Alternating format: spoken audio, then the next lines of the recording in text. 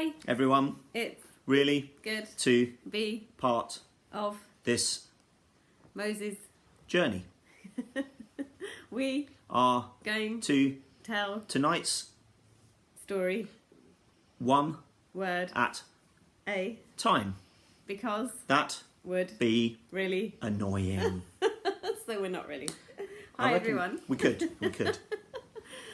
So this is the last day of your Moses kind of journey. Sorry it's taken us a little while to get it to you. Pete's going to just give you a bit of an overview. So, thank you. Thank you, my darling. So, I wonder, have you ever made a decision about something and then changed your mind? I'm pretty sure you will have done. It's fairly normal. It might be, I don't know, something you bought, something you've said, something you decided to do. You think, oh yeah, it's a brilliant idea. I'll do that. I'll make that decision, and then you think, oh, hang on a minute, that was a really dumb decision. That wasn't the right decision.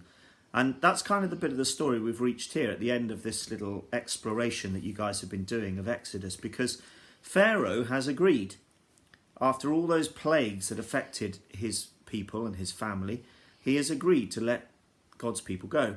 But then he's changed his mind and he's realised, actually, no, I didn't want to let them go because I'm the Pharaoh and they should still be my prisoners. So he chases after them. And the bit of Exodus we've reached today is the bit where they've reached the Red Sea. So the people of Israel have got there first, Moses at the front, and of course they've hit the sea. So there's a barrier, there's a sea in the way. There aren't enough boats to get them across the water. And Pharaoh's charging down behind them because he's realised he's made a mistake in letting them go. And the bit we've reached here is the really famous bit of the story where Moses tells the people, calm down, stop panicking, God is with us, God is going to be on our side. And he famously puts his staff down and the Red Sea parts itself and the people of Israel pass through, and then the floodwaters come down on Pharaoh and all of Pharaoh's men who are chasing them down. So it's a very powerful story. You can have a read yourself in Exodus, but it's a really powerful story, and Debs is just going to give you a few thoughts as to how we might reflect on that story in our lives today. I'm sure lots of you kind of know that story, and it's hard, isn't it? Because there's lots of theories about how that might have happened, and maybe it wasn't a very deep bit of water, and maybe there was this special kind of tidal thing that happened. But however these guys got across the water, God was part of that, and he made that happen, and he parted the sea, and he rescued them, and he did it. And I think sometimes I know that when I've kind of been, if you like, with my back against the wall, I can feel that I haven't got the resources, that I'm not enough to get me through this difficult situation. And heck, I'm speaking that to myself today. You know, sometimes we're faced with stuff and it's like, well, how am I going to get myself out of this situation?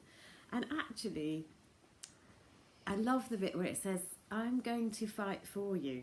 And that's an amazing thing. However we feel about fighting, or whether we're a pacifist or whatever we think, that God is on your side is pretty awesome. This is God that put the universe in place, that keeps it spinning, and is God. And God is awesome. And yet he promises the Israelites, and he promises us through lots of times in the New Testament, lots of times in the Old Testament. He says, don't be afraid because I'm with you. And that, I guess, is the best thing to take out of today's passage, is whatever it is you're facing, he promises to fight for you. And you don't have to be the answer, if you like. You don't have to know everything about that. Obviously, you've got to be active. You can't be passive and just lie there hoping something will happen. You've got to take a step, maybe.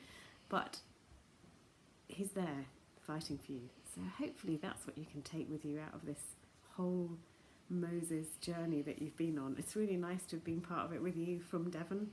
And yeah, God bless you guys. Goodbye. Bye. Bye.